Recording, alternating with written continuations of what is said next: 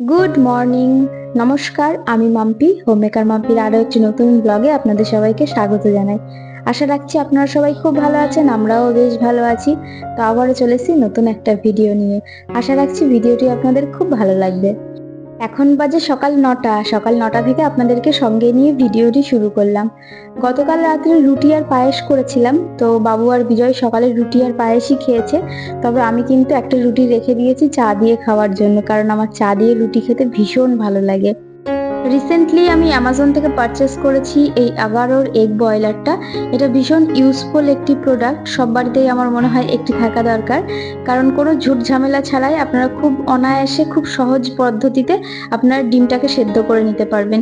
এর সঙ্গে আপনারা ওয়ারেন্টি কার্ড পেয়ে যাবেন, 2 বছরের ওয়ারেন্টি, আর তার সঙ্গে ম্যানুয়াল দেওয়া রয়েছে আপনারা কিভাবে এগ বয়েল করবেন তার পুরো প্রসেস দেওয়া রয়েছে।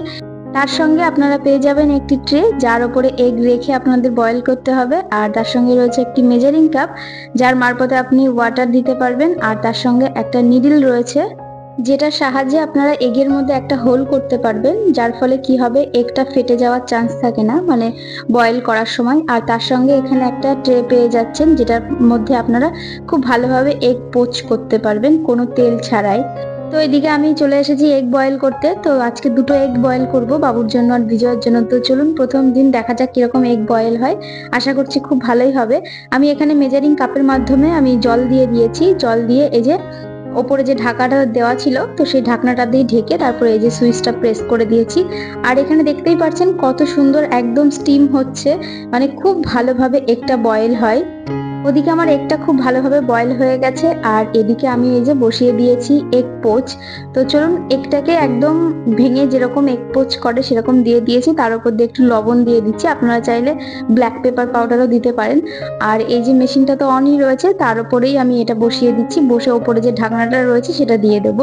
খুব তাড়াতাড়ি দেখতে পারবেন এগ পোচ হয়ে যাবে। এত সুন্দর একটি প্রোডাক্ট আপনারা যদি নিতে চান তাহলে আমার ডেসক্রিপশনে লিংক দেওয়া থাকবে, আপনারা ওখান থেকে বাই করতে পারেন। গুড মর্নিং, আজ হচ্ছে 25শে ডিসেম্বর। তো বড়দিনের অনেক অনেক শুভেচ্ছা আপনাদের সবাইকে। আর আপনারা দেখতেই পাচ্ছেন আমরা অন্য কোথাও রয়েছি, অবশ্যই এখন হচ্ছে আমরা বাতকুল্লাতে রয়েছি।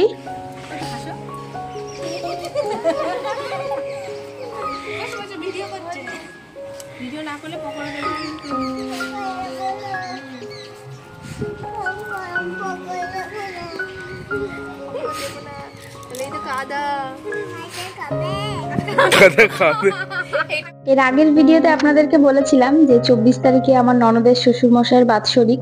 তো ওখানে আমরা গতকালকে গিয়েছিলাম বিননগরে আমার ননদের বাড়িতে।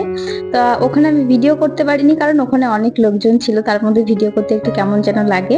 তো যাই হোক, ওখান থেকে আমরা সন্ধ্যাবেলায় সোজা চলে এসেছি দেওরের বাড়িতে। আসার কথা একদমই ছিল না, তবে দেওর আর যা জোর জবরদস্তি নিয়ে এসেছে, বলছে চলো সবাই মিলে পিকনিক করা যাবে ছাদে।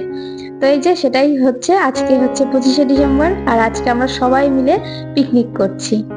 ডিসেম্বরের শেষের থেকে কিংবা 25শে ডিসেম্বর থেকে পুরো জানুয়ারি পর্যন্ত দেখবেন একটা পিকনিক আমেজ থাকে, ঘুরতে যাওয়া বা পিকনিক করার একটা খুব একটা মানে একটা আমেজ থাকে বলতে পারেন, ভীষণ ভালো লাগে। সবাই করেও এই টাইমে কিন্তু পিকনিক প্রচুর করে, আমরা ছোটবেলায় তো ভীষণ করতাম। তো যাই হোক, আজকে সবাই মিলে আবার একসঙ্গে পিকনিক করছি, ভীষণ ভালো লাগছে, ভীষণ মজা হচ্ছে। তো ওদিকে আমরা সকাল সকাল ঘুম থেকে উঠে আগে রান্নার পাটটাকে সেরে নিয়েছি, তো সবাই মিলে রান্না করে নিয়েছি। আর এদিকে স্নান টান করে একেবারে রেডি হয়ে বসে পড়েছি। এবার গরমা গরম পকোড়া ভাজবো, আর ওদিকে নিচে গিয়েছে আমার যা চা করতে। তো চলুন ও চা করুক, আর এদিকে আমি আর আমার দেওর মিলে দুজন মিলে পকোড়া ভেজে নেব। প্রতি বছরই আমরা দেওরের বাড়িতে ডিসেম্বরে কিংবা জানুয়ারিতে একবার হলেও পিকনিক করি, কারণ আমার যে স্টুডেন্টগুলো পড়ায় তো তারা সবাই মিলে একটা পিকনিক করার একটা বায়না থাকে। তবে ও এবছর চাকরি পাওয়ার পর থেকে আমি তো ভেবেছিলাম এবছর আর হয়তো পিকনিক হবে না, কারণ যেহেতু ও টিউশনিগুলো ছেড়ে দিয়েছে। তবে যা আর দেওর মিলে জোর করে নিয়ে এসে এই যে সেই পিকনিক হলোই। যাই হোক, খুব মজা করেছি। তো এখানে রান্নাগুলো তো অনেকক্ষণ আগেই করা হয়ে গেছে, আর ফাইনাল লুকটা আপনাদের সঙ্গে শেয়ার করি। তো এখানে একদম লাল লাল খাসির মাংস রয়েছে, তার সঙ্গে টমেটো দিয়ে মসুরির ডাল, স্যালাড আর পাকোড়া, তার সঙ্গে চাটনিও আছে, পাঁপড়ও আছে, ও তার সঙ্গে আবার মিষ্টিও অবশ্যই আছে। তো যাই হোক, আমাদের ওইদিকে রান্না হয়ে গেছে, পাকোড়া হয়ে গেছে, আর ভাতটাও বসিয়ে দেওয়া হয়ে গেছে, কারণ লাস্টেই ভাতটা বসিয়েছি, কারণ গরম গরম ভাতটা খাওয়া হবে। আর এদিকে যা যে চা করে নিয়ে চলে এসেছে, আর এদিকে এই যে পাকোড়াও অর্ধেকগুলো ভাজা হয়ে গেছে। তো এখন সবাই মিলে বসে পাকোড়া আর চা খাবো, পরে ভাত খাওয়া যাবে। এই কনকনে শীতের মধ্যে গরম গরম চা আর তার সঙ্গে গরমা গরম চিকেন পাকোড়া, ও দারুণ একটা ব্যাপার। তো চলুন খাওয়া যাক। বাড়িতে যতই ভালো মন্দ রান্না করা হোক না কেন, সবাই মিলে একসঙ্গে বসে খিচুড়ি খাওয়ারও একটা মজাই আলাদা, দেখবেন, বিশেষ করে এই শীতের সময়। তো যাই হোক, আমরা ভীষণ আনন্দ করেছি, ভীষণ মজা করেছি, আর প্রচুর খাওয়া দাওয়া করেছি। তার সঙ্গে দিদি, জামাই বাবু, মানে আমার ননদ, নন্দে জামাই আর বড় ছেলে, তো ওদের সবাইকেও আসতে বলা হয়েছিল। তবে ওদের বাড়িতে যেহেতু গতকালকেই এত বড় একটা অনুষ্ঠান গিয়েছে, তো ওদের বাড়িতেও লোকজন রয়েছে, তো সেই জন্য দিদিরা আর আসতে পারেনি। না হলে দিদিরা আসলে আরো বেশি আনন্দ হতো, আরো বেশি দলে ভারী হতো, কারণ পিকনিকে একটু বেশি লোক হলে একটু বেশি মজা হয়। তো যাই হোক, এদিকে এই যে আগে বাচ্চাগুলোকে খেতে দেওয়া হয়ে গেছে, আমার ছেলে বসে পড়েছে, আমাদের ছোট ছেলে বসে পড়েছে, আর এই যে আমাদের তোজো বাবু, মানে আমার হচ্ছে জায়ের দাদার ছেলে, তো ও আবার মাটন খায় না, মাটন বলতে মাংস খাই না, কোনো মাংসই খায় না, তো ডাল দিয়ে আর চিপস দিয়ে ওকে খাইয়ে দিচ্ছে। আর এদিকে এই যে ছোট জনা, দেখতেই পাচ্ছেন, ওর খাওয়া দেখলেই ওর অ্যালার্জি, ও দৌড়ে দৌড়ে বেড়াচ্ছে, খাবে না, ওকে যাই দিন না কেন ওর খাওয়াই যে কি বাবা, একটুও খেতে চাই না। বাচ্চাদের তো সবার প্রথমেই খাওয়ানো হয়ে গেছে, তারপরে বড়দেরকেও খেতে দিয়েছিলাম, মাসিমারা ছিল তো তারাও খেয়ে নিচে গিয়েছে। আর এদিকে এই যে বাকি সবাইকেও খেতে দেওয়া হয়ে গেছে, তারপরে আমরাও খাবো।